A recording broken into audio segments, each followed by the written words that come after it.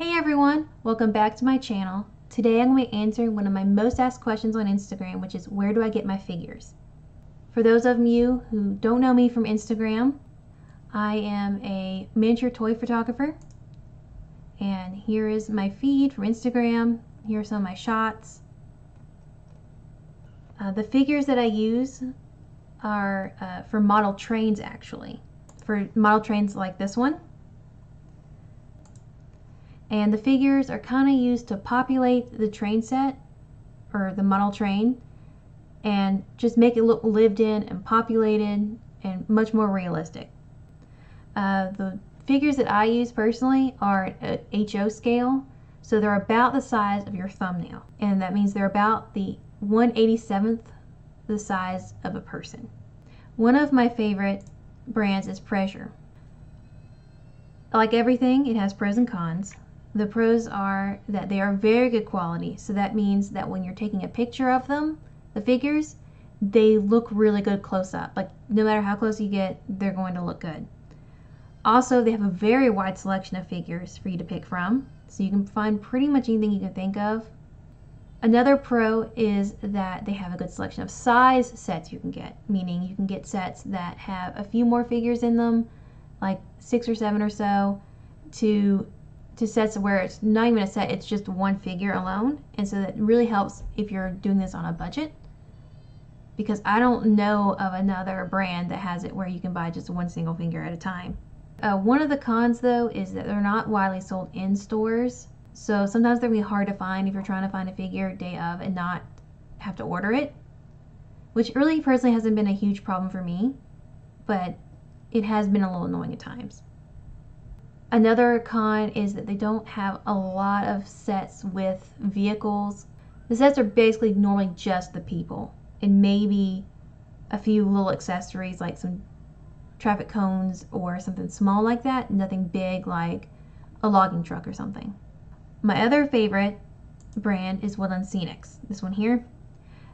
They also have pros and cons like everything does, and one of their pros actually is they do have good sets with vehicles and other things for the figures to interact with, which is something I really look for personally.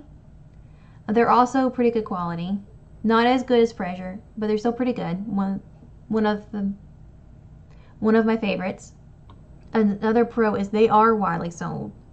Like you can find them pretty much anywhere you can find miniature figures for train sets.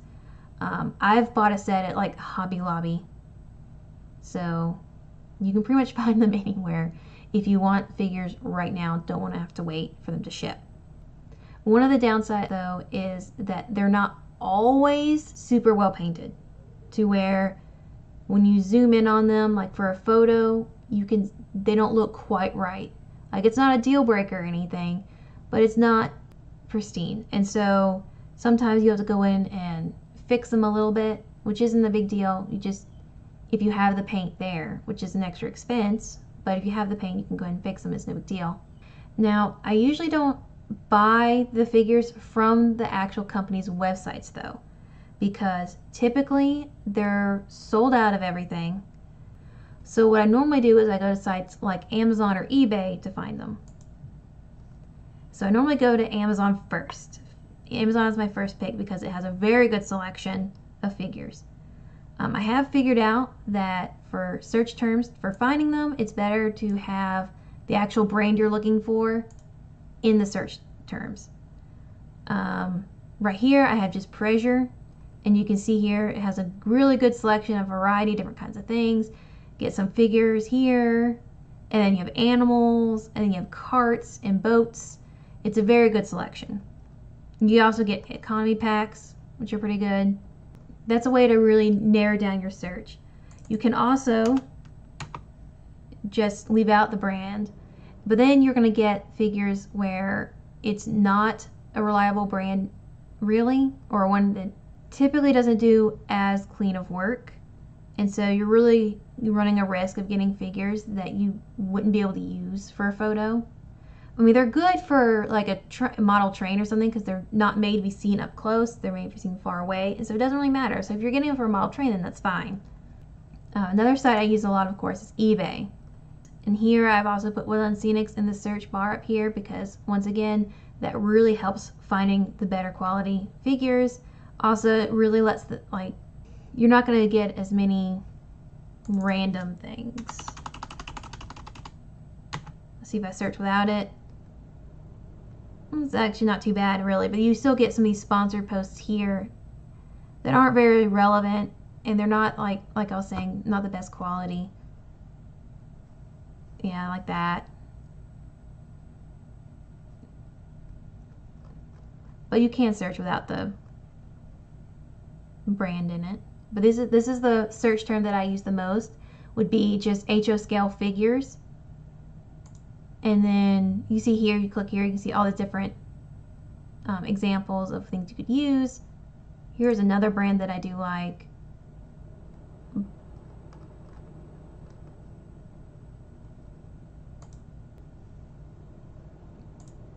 You can see here that when you click here, it shows a bunch of different examples of search terms you can use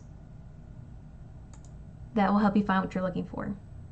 The prices on eBay are pretty good, but you got to be careful about the shipping because once again, it can be like with most sites like this, you don't know.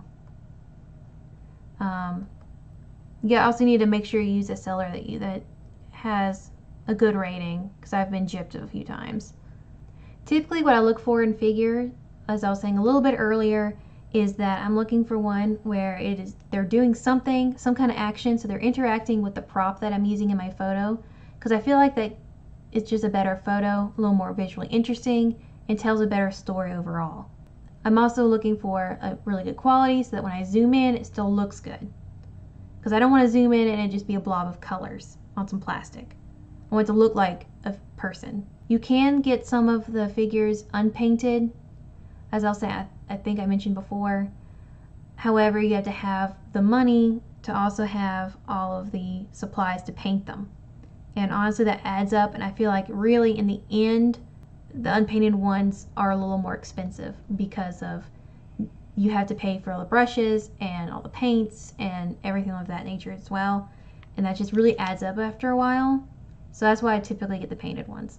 Also, personally, I'm not very good at painting something that small, so I think the extra price is well worth it to get them already painted. So that's the end of my video. If you don't already follow me on Instagram, you should. And the link will be in the description bar below. And if you like this kind of content, please like, comment, and subscribe. Bye!